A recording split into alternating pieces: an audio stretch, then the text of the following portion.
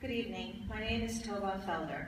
I am a former elementary school teacher in the Westfield Public School District, a current religious school teacher in Bloomfield, and the mommy of one fabulous, twice-gifted 10-year-old in Clifton. I'm speaking to you with all of my hats on because they all matter. Commissioner Hespe, I found out today that you and I share a bit of history. I came up through the Willingboro school system, kindergarten through high school. I was part of the last graduating class of John F. Kennedy High School, which I think was already gone by the time you got there. It was, unfortunately. And I'm still friends with many of my classmates. I received my master's degree in early childhood education from Boston College in 1997.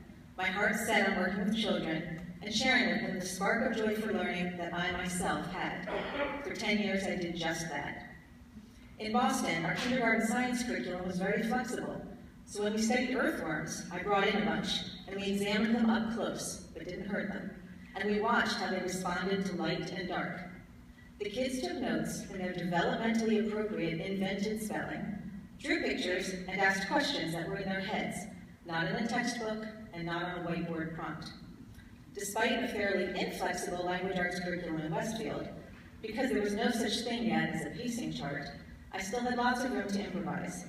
My third grade class wrote letters to the company that published our literature series one year. They'd found grammatical errors in the textbook, you see, so I used it as a jumping off point for teaching formal letter writing, even though it wasn't part of our curriculum. Later, they used that new skill to write to a favorite author.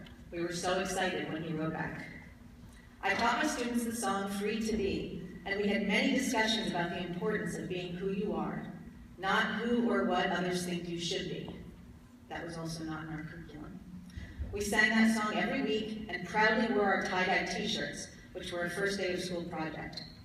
A few of those kids are now young adults in the arts and are friends with me on Facebook. Hi, Emily, Brian, and Julian. Here's where I say, evaluate that.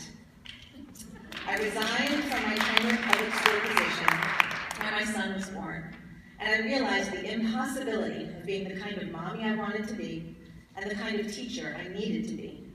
Watching my son move through kindergarten and the lower grades, I have become distraught by what has become of public education, what enthusiastic educators are now up against. I understand, Commissioner, that you would like input from us about what we should do to address the societal problem where half of the students are graduating without the skills and knowledge they need. That's easy. Fix poverty. The millions going to Pearson and Google would make a nice start. That would, of course, mean that all of these special interest groups, like the PTA, would have to stop taking money from Bill Gates.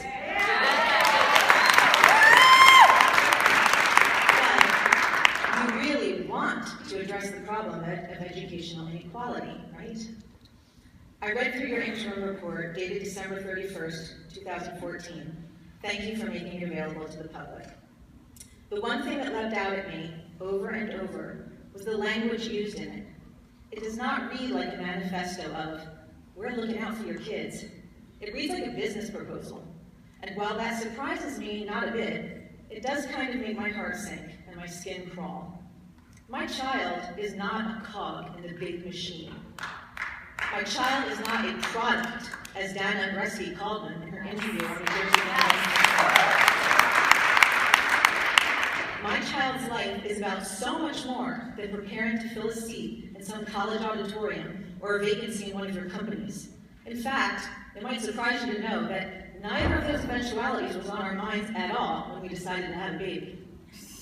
The thing that struck me the hardest in that long report was the cold detachment from any real humanity. Somewhere along the way, you have all lost sight of what childhood is supposed to be and what education is supposed to be. Children are wanderers. They are dreamers and innovators. It's in the DNA. They're born that way. A good education nurtures and encourages that. It speaks to their innate curiosities and leads them down paths of investigation and inquiry. The classrooms of today are kind of like boot camp. The teachers are practically given scripts to follow and rigid pacing schedules to ensure that everyone in the country is on page 43 at the same time. That is the opposite of the personalized education we have been promised. It reminds me unpleasantly of Pink Floyd's Another Brick in the Wall, where the children all look the same, march in place but go nowhere, and are not allowed to think for themselves. That can't possibly be our idea of an outstanding education. I know it isn't our governor's. His kids go to private school. We don't need PARCC or a battery of any other standardized tests to tell us if our kids are college and career ready. My son is 10. I can tell you with 100% certainty, he's not ready. Neither are his friends. They are ice cream ready, engaging literature ready, playing make-believe at recess ready. Commissioner Hespe and members of the committee, I don't want my child to park. I want him and every other child to keep moving.